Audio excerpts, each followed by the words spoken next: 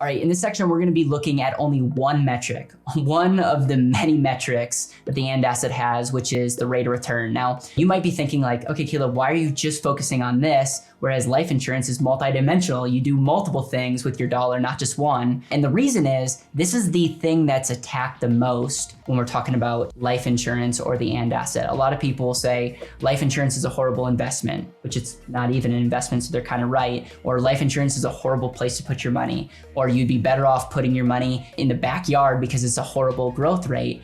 And when I hear things like that, number one, I'm empathetic because I don't necessarily think that they've seen a properly designed policy before and they understand the true value of what we call internal rate of return. And internal rate of return is the actual growth rate of life insurance. And so in this introduction, I just want to give you an overview of what to expect and some of the key points that we're going to be making in this. And so when we compare life insurance, we have to really ask the question, compared to what? We have to say, if we're going to compare the life insurance rate of return, we have to factor in things like taxes. We have to factor in things like fees. We have to even factor in things like the death benefit because you get a permanent death benefit with that. And this will directly talk to the buy term and invest the difference because people are literally saying buy term, take some of your money, buy term and invest the difference. So we have to factor that into the equation. Thanks to section 7702 in the tax code, pretty much spells out when set up and used properly, life insurance will grow tax-free, can be used tax-free, and gets passed on tax-free to the next generation. The reason this is important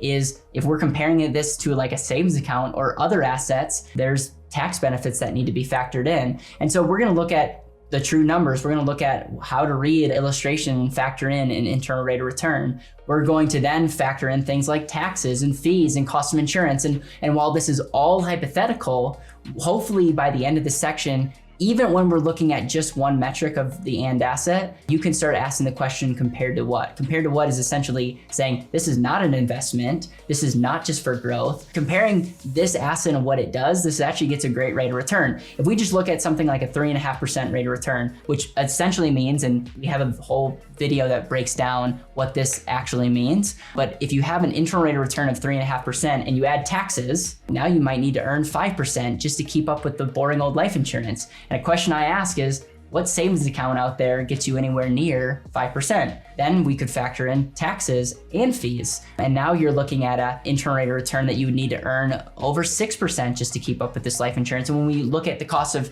term insurance, you might need to be making over 6 or 7% on your alternative investment just to keep up with the boring old life insurance. The reason I bring this up is life insurance is a phenomenal rate of return for what it gives you. It's not an investment. I would not put money into it just for the sole growth.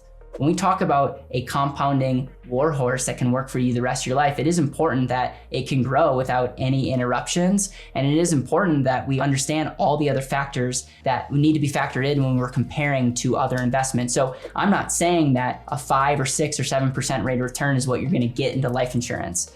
What I'm saying is you would have to earn that in another account just to keep up with the internal value of life insurance because of all the amazing benefits. And in most cases, we're going to see in the next section how you can utilize that cash while your money continues to grow. And that's not happening in any other asset. And so really at the end of the day, it's one of those things that when you understand the internal rate of return, you're going to grow at a greater appreciation for this asset and understand why I'm a huge believer in want as much money compounding for the future while I still have control and use of it to use throughout my life.